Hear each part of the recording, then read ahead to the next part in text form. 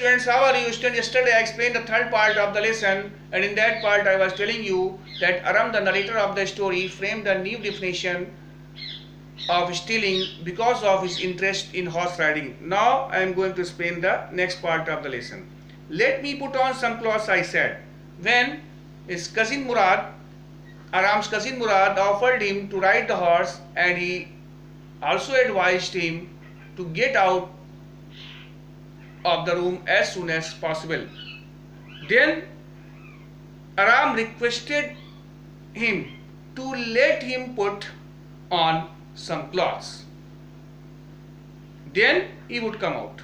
All right, he said, but hurriedly. Then he has agreed, and he said, okay, but get out of the house hurriedly. I leaped into my horse. After that, Aram wore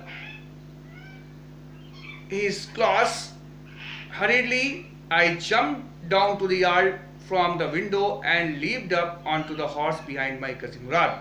After wearing the clothes, he jumped down to the yards from the window of the room and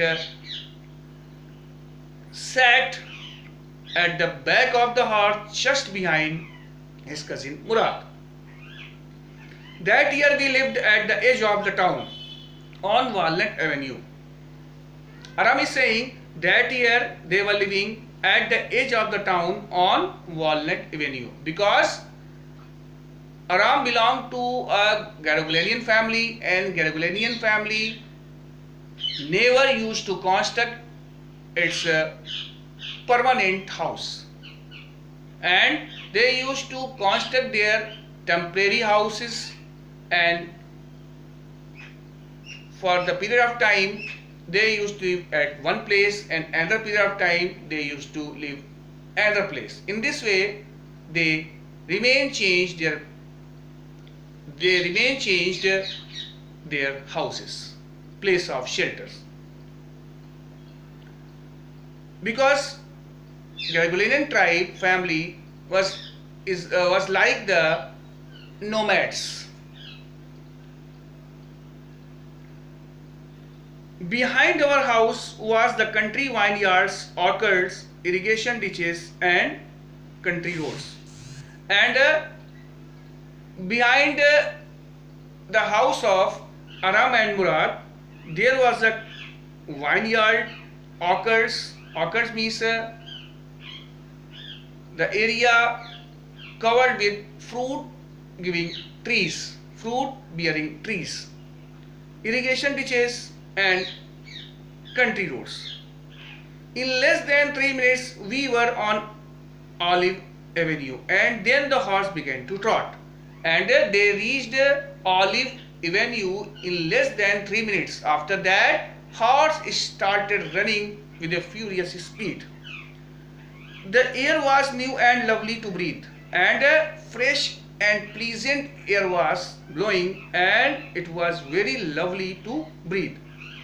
The feel of the horse running was wonderful, and while Aram was sitting on the back of the horse and horse was running, then he was feeling very wonderful. He was feeling surprised, amazing. My cousin Murad, who was considered one of the craziest members of our family, began to sing. I mean, he began to roar. And while they were riding the horse and horse was running in a furious speed, then his cousin Murad, who was considered as one of the craziest members of the family, he started singing.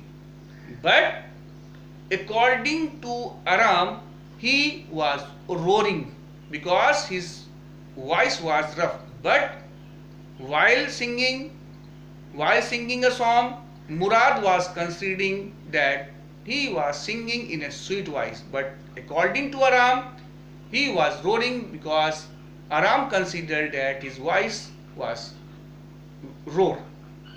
His voice, he was roaring, and Aram considered his voice very rough. Every family has the crazy streak in it somewhere. But my cousin Murad was considered the natural descendant of the crazy streak in our tribe. Aram is saying that every family has the crazy member in it somewhere, and his cousin Murad was considered the natural descendant of the crazy member in their tribe. Before him was our uncle Khusro, an enormous man with a powerful head of black hair and the largest moustache in the San Joaquin Valley.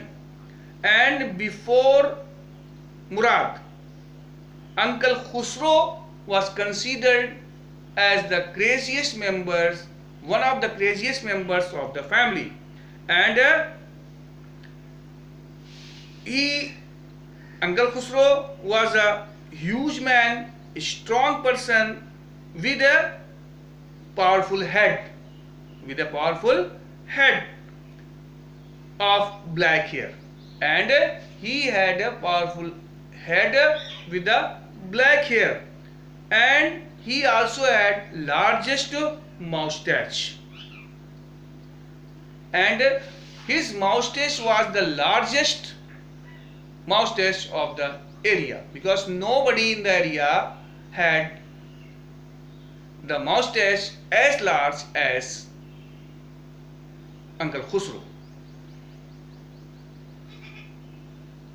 A man so furious in temper, and Uncle Khusro was the person of short temper, so irritable, and he was irritable in nature, so impatient that he stopped anyone from talking by roaring.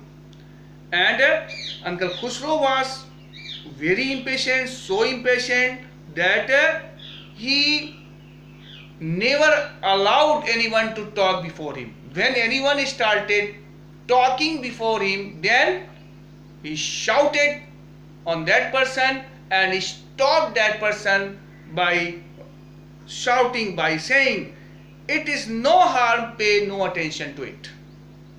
Now students, I think you will have understood the meaning of this part of the lesson, and I request you to read and write the explanation which I will provide you written. Tomorrow I will explain the next part of the lesson. Thank you and have a nice day.